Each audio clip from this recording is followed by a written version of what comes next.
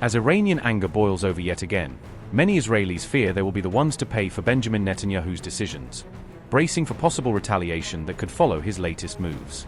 The IDF is now bracing for an expected Iranian missile salvo after explicit warnings followed Israel's strike in Beirut, preparing air defenses and command networks for a fresh round of fire.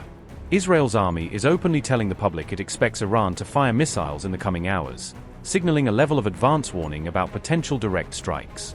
Military Chief Eyal Zamir has held an emergency briefing with top commanders, reviewing contingency plans and coordination as the country shifts into a higher state of alert. The IDF has vowed that it will not tolerate fire toward the territory of Israel, promising a forceful response to any Iranian launch that crosses into Israeli airspace. Israel's Home Front Command has tightened civil defense rules, capping nationwide gatherings at 5,000 people to limit casualties if missiles get through. The new alert comes just hours after deadly Israeli strike on Beirut Dahiyeh suburb, a Hezbollah stronghold that has been repeatedly targeted in this phase of the conflict. At least 3 people were killed and 7 wounded in the latest Israeli attack on South Beirut, according to local reports from the Lebanese capital. Netanyahu has defended the strike, saying the hit was directed at Hezbollah targets in response to a barrage of drones and rockets fired into Israel from Lebanese territory. As news emerges that a senior Hezbollah commander was killed in Beirut, Iran has issued another chilling warning, hinting that further escalation may be on the way. Iran's parliament speaker Mohammad Bagher Ghalibaf has taunted Washington, saying the US has no will, no ability to reign in Israel, framing America as powerless to enforce its own commitments. Ghalibaf said, and I quote, "The Zionists' incursion into Dahiyeh has once again shown that America either lacks the will to fulfill its commitments or the ability to do so. By giving the green light to the regime, you cannot gain concessions. The game of bad cop and good cop is outdated. If you lack the will and ability to fulfill your commitments, speaking of continuing the path is not possible." Unquote. Hopes of an Iran-US deal are suddenly under strain, as Tehran reacts sharply to Israel's latest strike on Beirut.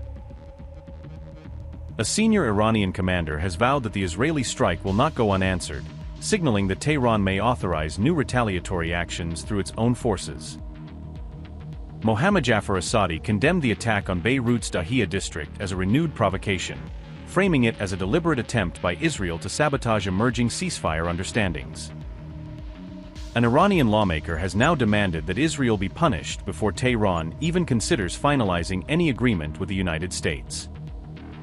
Ebrahim Rezai has once again taken aim at Israel in fiery language after the Beirut bombing, using social media and public statements to urge a strong response.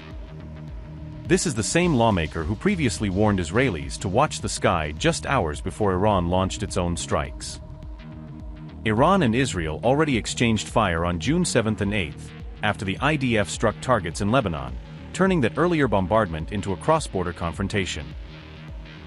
As Tehran raged over those IDF strikes, Israeli officials publicly stated that they were fully prepared for an Iranian response. Israeli officials told Channel 12 that they were prepared for all possibilities, trying to project readiness for anything. Tehran has repeatedly maintained that any long-term deal with the United States must include an end to Israel's war on Lebanon. Iranian officials have also warned that any new Israeli attack on Beirut would be treated as a violation of existing understandings. Israel Defense Forces' lethal strike on Hezbollah headquarters in Beirut caught on camera hours before Iran peace deal developments. On June 14, Israel carried out a strike in the Dahiyeh district after drones crossed into its airspace, according to Israeli military.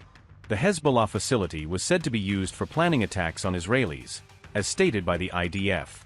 The lethal Israeli strike left rubble scattered across streets in parts of Beirut, with scenes of destruction reported in the aftermath. No immediate details were provided regarding casualties or the full extent of damage caused by the Israeli strikes.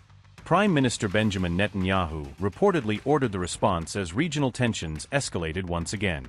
Netanyahu and Israel's Defense Minister Katz confirmed the strikes in a joint statement following the operation. The Beirut strike has further shaken the region just hours ahead of key diplomatic talks linked to Iran-related negotiations. Mojtaba's deadliest proxy was hit even as a potential US-Iran diplomatic breakthrough appeared to be taking shape. Following the attack, Iranian lawmaker Ebrahim Rezai issued a sharp warning over the escalation and its wider implications. He warned that failure to control Israel's actions could jeopardize emerging diplomatic understandings in the region. Meanwhile, several Israeli cabinet members called for even stronger military responses following the strike. Finance Minister Bezalel Smotrich urged the forceful application of the so-called Dahiyeh Doctrine in future operations. Israel's National Security Minister Itamar Ben-Gvir also demanded a tougher and more aggressive military response moving forward. Reports now suggest that Israel informed U.S. Central Command shortly before carrying out the strike on Beirut.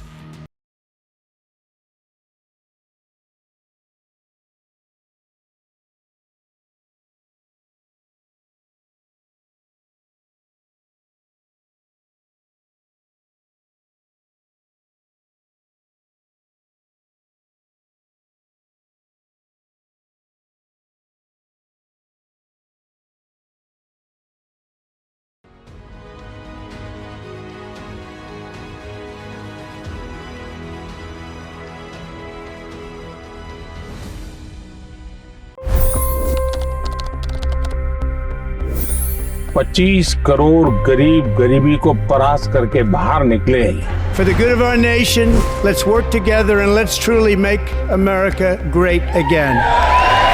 The fastest news breaks. Requested PM saying that look, you will have to speak to Putin and to Zelensky. The biggest news makers. The relationship with India is probably the most important bilateral relationship the US will have for the rest of this century. The capital delivered quite an election result today.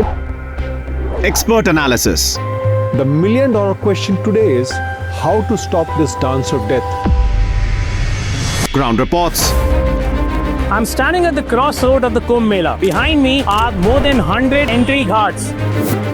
Long-form interviews. Exclusionary politics is reflected in Manipur case as well. You don't bother because this is a small state. Deep dive into burning issues. It's often said DRC could be the richest country in the whole world. It's because of what sits underneath. Why exactly did the US topple the Sheikh Hasina government? HD videos. We don't just break news, we break it down.